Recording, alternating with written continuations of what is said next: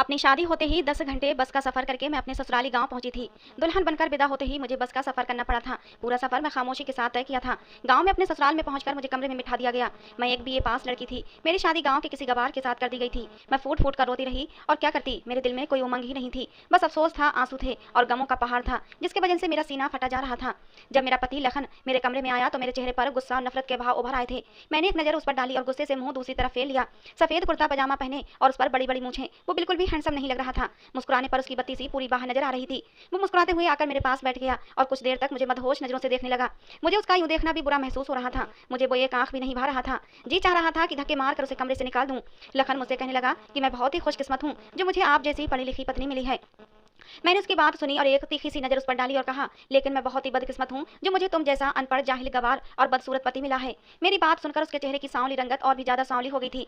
उसके आगे के दो दांत भी बाहर से ही दिखाई दे रहे थे। वो शायद मुझसे खरी खरी बातें सुनने की बिल्कुल भी उम्मीद नहीं करता था, लेकिन मेरे अंदर तो पहले से ही जहर भरा हुआ था। मेरे माँ बाप ने मेरे लाख मना करने के बावजूद भी मेरी शादी अपने दोस्त के बेटे से कर दी थी जो गाँव में एक किसान था। मेरे पापा का कहना था, लड़का बहुत ही अच्छा और सभ्य संस्कारी है, कमाता भी अच्छा है, तुम उसके साथ खुश रहोगी। लेकिन क्या खुशी का सिर्फ एक ही कारण यही होता है कि लड़का अच्छा कमाता हो, उसके पास ढेर सारा पैसा हो? मेरे दिल की खुशी की कोई वैल्यू ही नहीं थी कि मुझे क्या पसंद है और क्या नापसंद। कम से कम मेरी मर्जी भी पूछ लेना चाहिए थी। मुझे गांव में रहकर एक अनपढ़, जाहिल, गवार से शादी करना बिल्कुल गवारा नहीं था। मेरे अंदर एक आग सी लगी हुई थी जो किसी भी तरह शांत नहीं हो रही थी। मेरे अंदर एक ऐसी जलन थी कि मेरे शब्द मेरे बस में नहीं थे। मेरा जी चाह रहा था कि मैं लखन पर अपने अंदर की सारी भड़ास अभी के अभी निकाल दूं। मेरी बात सुनकर वो हैरत से मुझे तके जा रहा था। फिर कहने लगा, क्या बात है अंशिका, क्या अंकल ने तुम्हारी शादी की चीजें तुम्हारी मर्जी से नहीं लेने दी? उसे लगा जैसे बचपन में मेरी मम्मी पसंद की चीज लेने की बजाय मुझ पर अपनी पसंद थोप दिया करती थी और बाद में मैं अपना गुस्सा और सबके ऊपर निकालती रहती थी। तो उसे यही लग रहा था कि अभी ऐसा ही हुआ होगा।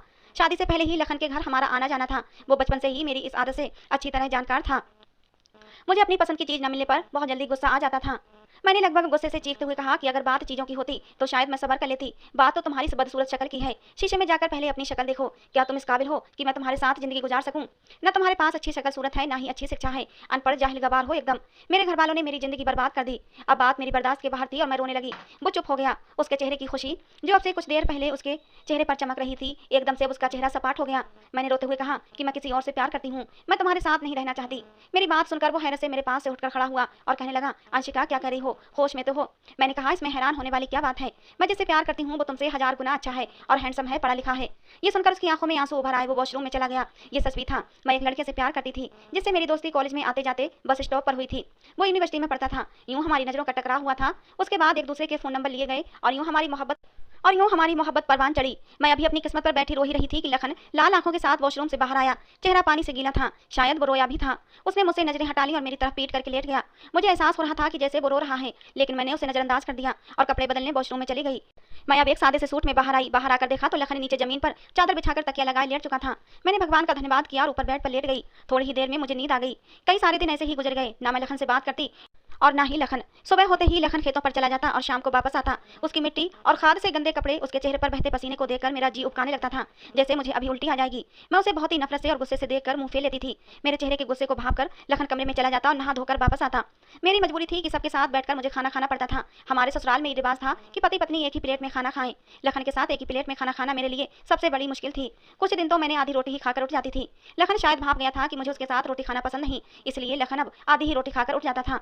वो चाहता था कि मैं पेट भर रोटी खा सकूं।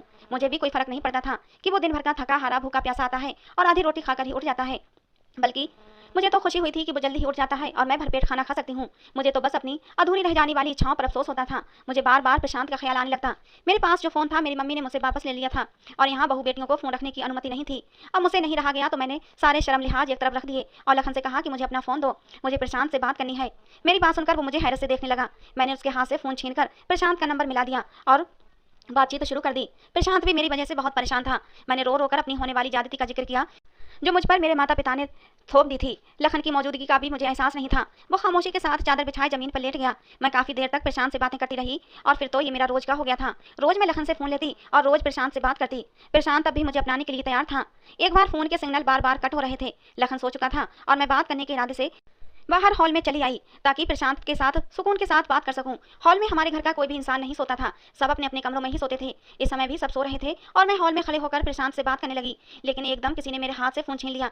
मैंने एकदम घबरा कर देखा तो मेरा देवर गुस्से से मुझे देख रहा था। कहने लगा, बेशरम औरत, क्या तूने गैरत बेच खाई है? पति के होते हुए तूने यार पाल रखे हैं।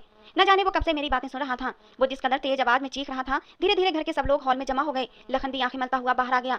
क्या बात है, तुमने रात को क्यों शोर मचा रखा है? लखन ने बहुत ही सख्त शब्दों में मेरे देवर को डांटा। मेरे देवर ने सबके सामने मेरी पोल खोलकर रख दी। सब मुझे देखकर हैरान थे। मुझे लगा अब तो मुझे सब घर से निकाल ही देंगे, और ये सोचकर मैं खुश हो गई थी कि चलो अच्छा है, जान तो छूटेगी और मैं वापस अपने घर लौट जाऊंगी और फिर प्रशांत से शादी कर लूंगी। लेकिन लखन ने सबके सामने मेरे देवर को झूठा साबित कर दिया। कहने लगा, ये मेरी ही अनुमति से अपनी सहेली को फोन करती है, मुझे अपनी पत्नी के चरित्र पर पूरा विश्वास है। खबरदार, जो किसी ने मेरी पत्नी के चरित्र पर शक किया या किसी ने उसके पाक साफ दामन पर कीचड़ उछालने की कोशिश की तो मुझसे बुरा कोई नहीं होगा। वो कुछ ही शब्दों में अपनी बात सबको समझा चुका था। बात वहीं खत्म हो गई, लेकिन मुझे लखन पर इस बात पर भी गुस्सा आने लगा। मैंने कहा, तुम होते कौन हो मेरे बारे में ऐसा कहने वाले? अच्छा खासा मेरा रास्ता साफ हो रहा था। तुम अपने भाई की बात पर विश्वास करके मुझ पर इल्जाम लगाकर मुझे घर से बाहर निकाल सकते थे। तुम जानते हो मैं किसी से बात करती हूँ, मैं यहाँ से चली जाती और फिर मजबूरन मेरे माता पिता को मेरी शादी प्रशांत से करवानी पड़ती। लेकिन तुम्हारी इन बातों ने मेरे सारे रास्ते बंद कर दिए। तुम मेरा पीछा छोड़ क्यों नहीं देते? उसने मेरी बात बहुत ही खामोशी से सुनी थी, जो मैं गुस्से में चीख चीख कर कह रही थी। वो कहने लगा, तुम मेरे साथ नहीं रहना चाहती, तब भी मैं तुम्हारे चरित्र पर गलत बात बर्दाश्त नहीं कर सकता। और तुम्हारे माँ बाप की इज्जत मेरी इज्जत है। अगर तुम्हारी इज्जत उतरेगी तो तुम्हारे माँ बाप की भी इज्जत सरेआम नीलाम हो जाएगी। मैं सारे इल्जाम खुद पर लेकर तुम्हें छोड़ दूंगा ताकि तुम पर कोई उंगली ना उठा सके। 2-3 दिन में मैं तुम्हें शहर ले जाऊंगा और वो लड़का तुम्हें इज्जत से अपना लेगा। अगर अपनाने को तैयार है तो मैं तुम्हें खुद अपने ऊपर इल्जाम लेकर तुम्हारी माँ के घर छोड़ आऊंगा और बाद में तलाकनामा भी भेज दूंगा। लखन की बात सुनकर मैं पहली बार लाजवाब हो गई थी। वो कम पढ़ा लिखा था लेकिन बिल्कुल अनपढ़ नहीं लग रहा था। वो तो बहुत ही पढ़े लिखों जैसी बातें कर रहा था। गैरत इज्जत की बात अच्छी तरह से जानता था, लेकिन न जाने क्यों मेरे अंदर अब उसके लिए जज्बात बदलने लगे थे। लेकिन मैंने जल्दी ही अपने आप को संभाला और अपना सर झटक दिया और फिर अगले दिन प्रशांत को सारी बात बता दी। सारी बात सुनकर प्रशांत भी बहुत खुश हुआ था। कहने लगा, तुम शहर आ जाओ और अपने पति से तलाक ले लो, हम कोर्ट मैरिज कर लेंगे। तुम मेरे पास ही रहना, उसके बाद तुम्हारे माँ बाप हमें अपनाने पर मजबूर हो ही जाएंगे। प्रशांत की बातों पर मैंने हामी भर ली। कुछ दिन बाद लखन के साथ मैं शहर चली गई। प्रशांत के बताए हुए पते पर पहुंचकर मैंने लखन को कहा, अब तुम जाओ और मुझे तलाक के पेपर भेज देना, उसके बाद तुम्हारा मुझसे कोई संबंध नहीं रहेगा, मैं प्रशांत से शादी कर लूंगी। वो कहने लगा, मैं तुम्हारे लिए तलाक के पेपर जल्दी ही भेज दूंगा, कुछ कागजी कार्रवाई करके कल इसी पते पर पेपर आ जाएंगे। वो ये कहकर चला गया। मैंने प्रशांत के घर का दरवाजा खटखटाया। दरवाजा प्रशांत ने ही खोला था। मुझे देखकर वो मुस्कुराया। मैं उसके साथ घर में दाखिल हो गई, लेकिन उसके घर में उसके घर वाले नजर नहीं आ रहे थे। हालांकि वो मुझसे कह रहा था कि तुम्हारे बारे में अपने घर वालों को बता दिया है। मैं खाली घर देकर पूछने लगी, तुम्हारे घर वाले कहाँ हैं? उसने कहा, अंदर चलो मैं बताता हूँ। मैं उसके पीछे पीछे कमरे तक चली गई। कमरे में 2 और मर्द थे। मुझे देखकर कमीनी सी हंसते हुए कहने लगे। उनमें से एक ने कहा कि माल तो अच्छा है, इसकी कीमत मैं तुम्हें 3 लाख दूंगा। और ये शब्द सुनकर तो मेरे होश उड़ गए। प्रशांत मेरी सौदेबाजी कर रहा था। मेरा सर चकरा कर रह गया। इससे पहले कि वो मुझे धकेल कर कमरे में बंद करता, मैंने जल्दी से अपना दिमाग चलाया। प्रशांत को धक्का देकर मैं गेट से बाहर निकल गई। वो तीनों मेरा पीछा करने लगे। लखन अभी इतनी दूर नहीं गया था। मैंने उसे देख लिया था और जोर से उसे पुकारने लगी। उसने पलटकर मुझे देखा। मैं भागकर उसके पास पहुंची थी। मेरे पीछे वो तीनों मर्द भाग रहे थे। रात का अंधेरा गहरा हो गया था। ये जगह भी बहुत सुनसान थी। प्रशांत ने हमें बुलाया। मैं डरी सहमी लखन के पीछे छुप गई। वो तीनों मर्द हम तक पहुंच चुके थे और लखन को कहने लगे, लड़की को हमारे हवाले कर दो वरना तुम्हें जान से खत्म कर देंगे। लखन ने कोई बात न सुनी और उनको मारने लगा। उसके बदले वो भी लखन को मारने लगे। एक शोर मच गया था और आसपास के लोग जमा होने लगे थे। भगवान की कृपा हुई कि वहां से पुलिस की वैन गुजर रही थी। पुलिस को देखकर वो लोग भागने लगे, लेकिन पकड़े गए और पुलिस तो कब से उनकी तलाश में थी। वो लोग लड़कियों को अपनी मोहब्बत की जाल में फंसाकर आगे उनका सौदा कर देते थे। भगवान ने मुझे बचा लिया था। लखन के ओंठों के पास एक जख्म हो गया था और मुझे पहली बार उसका जख्म देखकर दुख हुआ था। वो मुझे खामोशी से बस स्टॉप तक ले आया। मैं उसके सामने नजर उठाने के काबिल नहीं रही थी। वो अनपढ़ होकर भी कितना सभ्य और सुलझा हुआ लड़का था। मुझे अपना आप उसके सामने बहुत छोटा लगने लगा था। वो मुझसे पूछने लगा, अंशिका कहाँ जाना चाहती हो? अपने माता पिता के पास। मैंने कहा, नहीं, मैं आपके साथ जाना चाहती हूँ। मेरी बात सुनकर वो मुझे हैरत से देखने लगा। मैं उसकी मोहब्बत को पहचान गई थी। मेरे माँ बाप ने मेरे लिए हीरा चुना था। बस मैं ही अपनी कम अकली से कांच की चमक देखकर अपने हाथ जख्मी करने चली थी, लेकिन समय रहते बच गई थी। लखन ने मुझे कोई दूसरा सवाल नहीं पूछा और वो मुझे अपने गांव ले गया। मैं लखन का जख्म देखकर परेशानी हो गई थी। मैंने लखन से पूछा, क्या हुआ है आपको? लखन ने कहा, कुछ नहीं, मैं बस से उतरते हुए गिर गया था और चोट लग गई। मैं अपने अंदर से बहुत शर्मिंदगी महसूस कर रही थी। मैंने अपने पति का बाहरी रूप देखकर न जाने उसकी कितनी बातें सुनाई थी, लेकिन आज तक उसने मेरे साथ भलाई ही की थी। 2 दिन तो मैं उसे नजर नहीं मिला पाई। अपने अंदर खुद को भला बुरा कहती रही। वो अभी आधी रोटी खाकर मेरे पास से उठने लगा तो मैंने उसे रोक लिया और कहा, आप खाना ठीक से क्यों नहीं खाते? रोज आधी रोटी खाकर उठ जाते हैं। ये सुनकर लखन मेरे पास से उठकर नहीं गया, चुपचाप खाना खाने लगा। मैं अब उसका ख्याल रखने लगी थी। अंदर से मैं बिल्कुल टूट चुकी थी, लेकिन अपने पति के सामने झुककर मुझे अपनी गलती की भरपाई करनी थी। लेकिन ये बात बहुत मुश्किल लग रही थी। मैं चाहती थी कि वो खुद से मुझे माफ कर दे, लेकिन वो चुप था। रात को देर से कमरे में आता और जमीन पर चादर बिछाकर सो जाता। एक दिन मैंने अपनी सारी हिम्मतें जमा करके उसके सामने बैठ गई। मैंने कहा, लखन मुझे माफ कर दो, मैं आपको समझ नहीं पाई। मैंने आपको समझने में बहुत बड़ी गलती कर दी। मैं हीरा छोड़कर कांच का सौदा करने चली थी। मैं रोते हुए अपनी गलती मान रही थी, लेकिन लखन खामोश था। उसने मुझे भी चुप नहीं कराया था। वो खामोशी से जमीन पर चादर बिछाकर लेट गया। मैंने उसका हाथ पकड़ लिया तो वो बोला, आपकी जगह यहाँ नहीं, आप ऊपर बेड पर जाकर सोएं। मैं बोली, मैं जानती हूँ मेरी गलती बहुत बड़ी है, छोटी नहीं है। मैंने आपका बहुत दिल दुखाया है, लेकिन आपने भी तो अपनी महानता दिखाई है। हो सके तो मुझे माफ़ कर देना। मुझे लगा वो मेरी गलती को माफ़ करके मुझे सीने से लगा लेगा, लेकिन वो न जाने क्यों मुझे खाली-खाली नज़रों से देखने लगा। मुझे उसकी चुप सही नहीं जा रही थी। मैंने कहा, लखन अब तो कुछ कहो, आखिर चुप क्यों हो? मुझे डाँटो, मुझ पर अपना गुस्सा निकालो, लेकिन मुझे माफ़ कर दो। मैं उसकी मिन्नतें कर रही थी, लेकिन एक चुप उसके होठों पर लगी हुई थी, जो टूट नहीं रही थी। धीरे-धीरे हमारी शादी को 6 महीने बीत गए थे। शादी के बाद से ही लखन के होठों को चुप लग गई थी। शादी के बाद से न मैंने उसको ज़्यादा बोलते सुना था, ना ही हँसते-मुस्कुराते। मेरा रोना-धोना उसकी चुप को तोड़ नहीं सके। वो मुझे खाली आँखों से देख रहा था और फिर चुपचाप लेट गया। सुबह उसने मुझे कुछ कागजात दिए। मुझ पर तो जैसे आसमान गिर पड़ा। मैं तड़प-तड़प कर रोने लगी। मुझे लगा कि शायद लखन मुझे तलाक के पेपर दे रहा है। मैंने कहा, लखन मुझे तलाक मत दो। उसने कहा, अंशिका इसे पढ़कर साइन कर देना। ये कहकर वो कमरे से बाहर निकल गया। मुझे नहीं मालूम था कि मर्द के दिल से उतर जाने के बाद औरत चाहे अपनी गलती पर जितनी माफ़ी मांग ले, उसे वो इज्जत फिर से नहीं मिलती। शायद मर्द सब कुछ सह सकता है, बस वो दूसरा मर्द बर्दाश्त नहीं कर सकता। मैं वो कागजात हाथ में थामे रोती रही। मेरी इतनी हिम्मत नहीं थी कि मैं कागजात पढ़ सकूं। मैंने सोच लिया था आज रात लखन के पांव पड़कर उससे माफ़ी मांग लूंगी, लेकिन उससे तलाक नहीं लूंगी। रात को जब वो कमरे में आया तो मैं उसके पैरों में बैठकर गिड़गिड़ाकर उससे माफ़ी मांगने लगी। उसने मुझे दोनों बाजुओं से पकड़कर खड़ा किया और कहने लगा, अगर तुम वो पेपर पढ़ लेती तो यूं ना रोती। अंशिका, वो तलाकनामा नहीं है। फिर दराज से कागजात निकाल कर मुझे दिए। मैंने आंसू पोंछकर वो पेपर देखे तो वो तो जमीन के पेपर थे, जिसमें वो रोज हल चलाता था। वो अपने हिस्से की सारी जमीन मेरे नाम कर रहा था। मैंने उसे हैरत भरी नजरों से देखा। वो अपना सब कुछ मुझे क्यों सौंप रहा था? मैंने कहा, लखन मुझे ये सब नहीं चाहिए, तुम मेरे नाम ये सब क्यों कर रहे हो? लखन कहने लगा, इसलिए कि तुम मेरी पत्नी हो। मैं कल शहर जा रहा हूँ, कुछ दिन बाद लौटूंगा। लखन ने मेरे लाख मना करने पर जबरदस्ती मुझे साइन करवा लिए। अगले दिन वो शहर चला गया। 4 दिन तक मैं बड़ी बेचैनी के साथ उसका इंतजार करती रही।